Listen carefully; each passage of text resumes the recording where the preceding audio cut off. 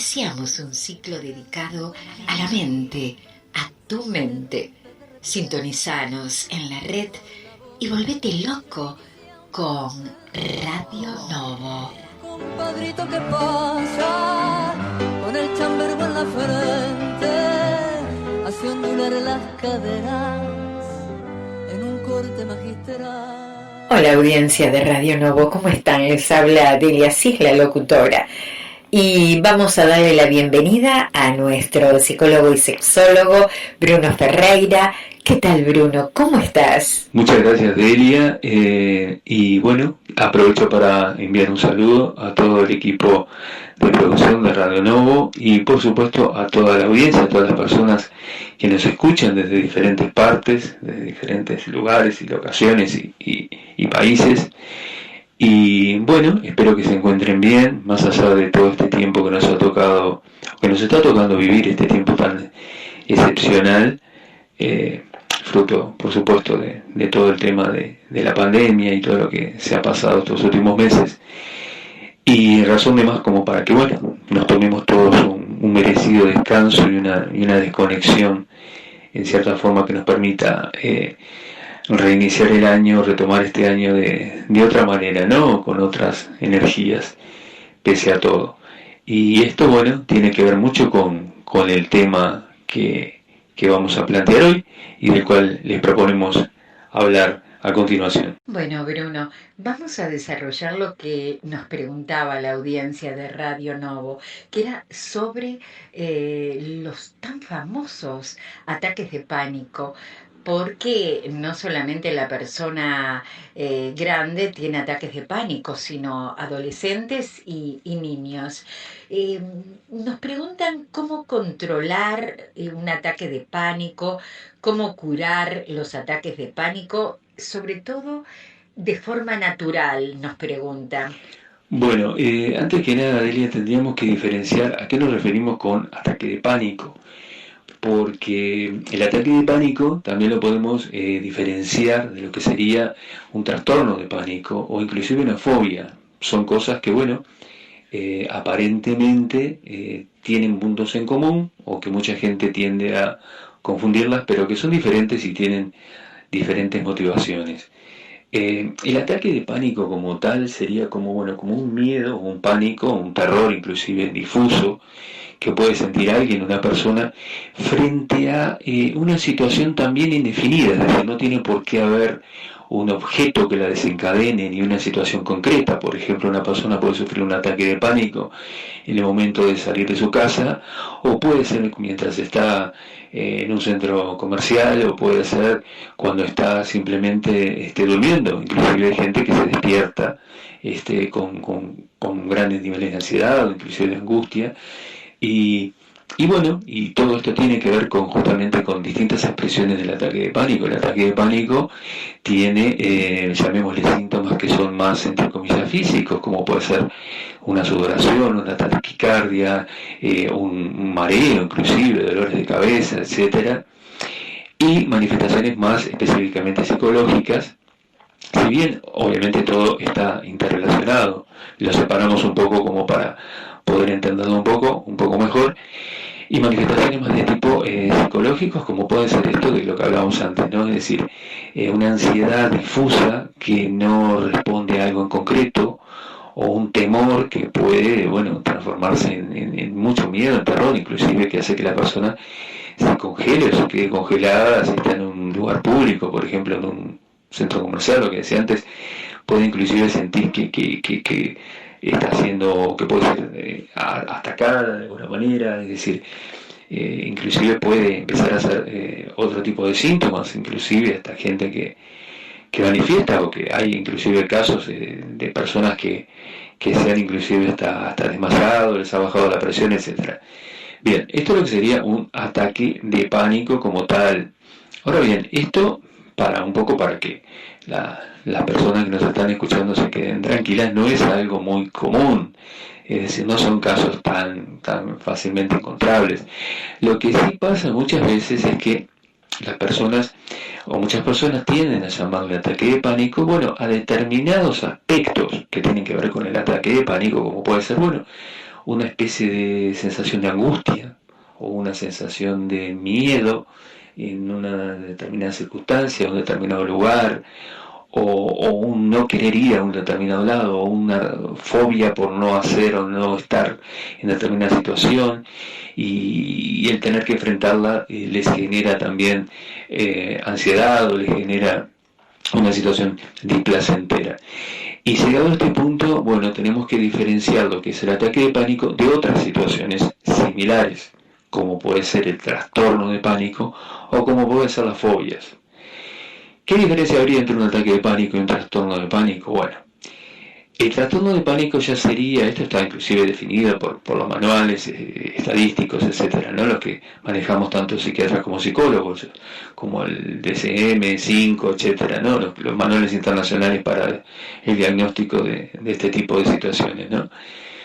El trastorno, en este caso, digamos, de pánico, a diferencia de lo que es el ataque de pánico, ya sería cuando ese ataque de pánico ya se vuelve más periódico, es decir, más repetitivo, es decir, cuando en una situación o en un periodo determinado de tiempo se da más de uno de estos ataques de pánico.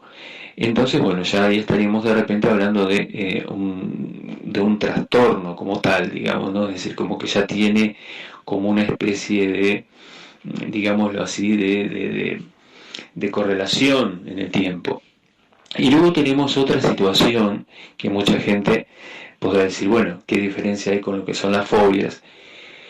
Que tiene que ver con algo que está muy cercano al ataque de pánico, en este caso las fobias, pero que responden a otras causas, ¿no?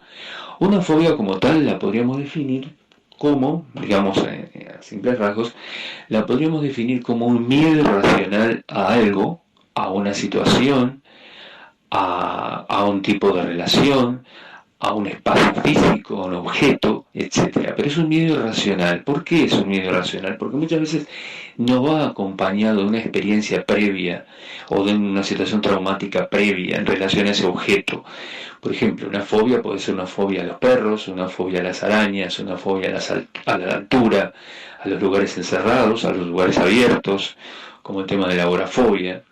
Puede ser una fobia de tipo sexual. Hay mucha gente que tiene fobias que no es lo mismo que inhibición, tiene fobias que son de tipo sexual, o fobias además de tipo social, personas que que no soportan, no les resulta extremadamente difícil estar en un lugar público, o tener que hablar en público, o simplemente estar en un evento social del tipo que sea, un cumpleaños, una fiesta, lo que sea, ¿no?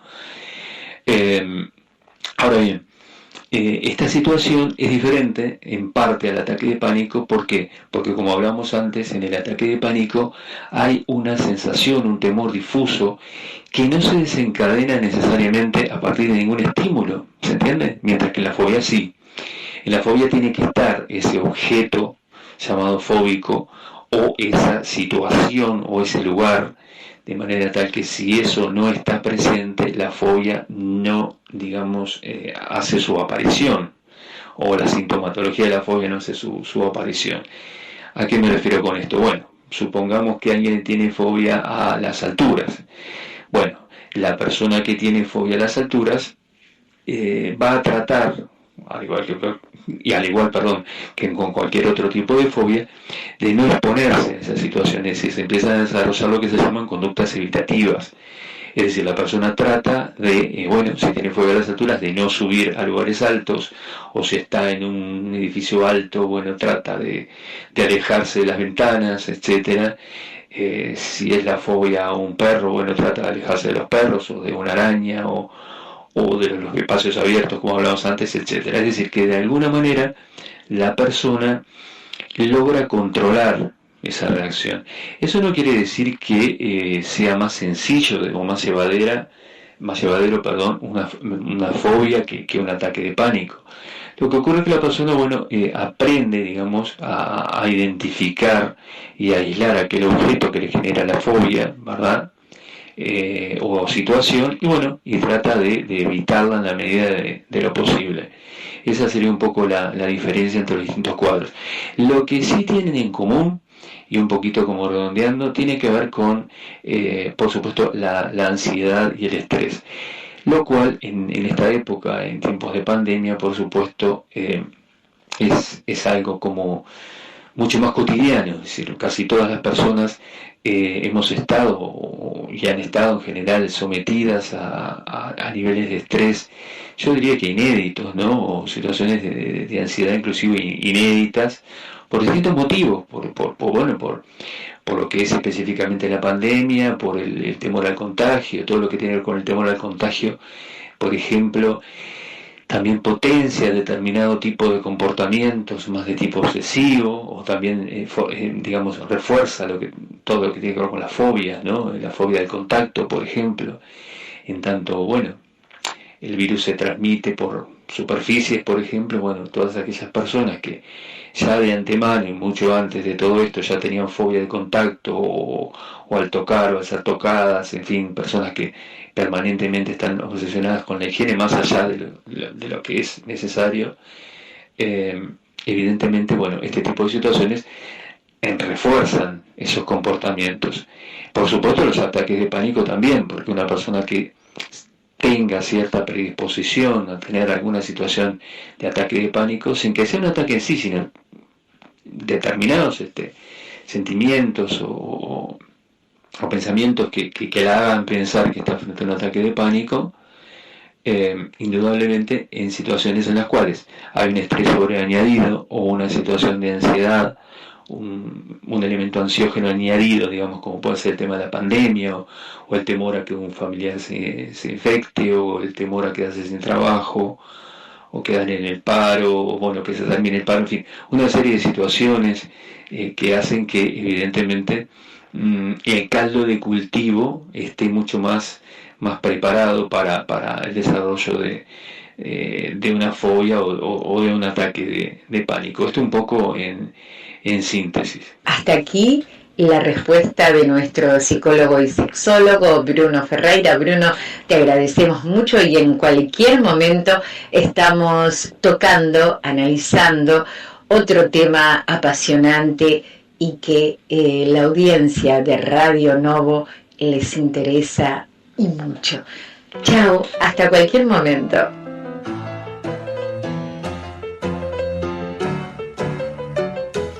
Iniciamos un ciclo dedicado a la mente, a tu mente.